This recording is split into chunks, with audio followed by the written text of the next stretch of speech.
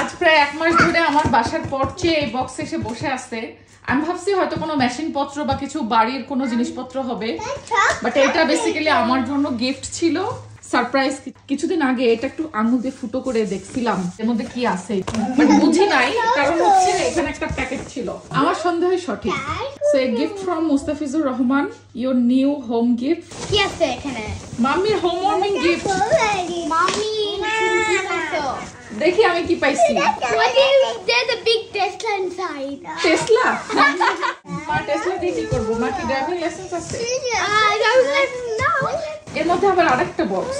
তার মানে আমার সন্দেহ সঠিক। তুমি সন্দেহ করতে পারছো? আমি যে সন্দেহ করি সেটা সঠিক হয়, বুঝছো? ওয়াও, প্যাকেটের কালার একটু সুন্দর অনেক। খুলজা সিমসিম।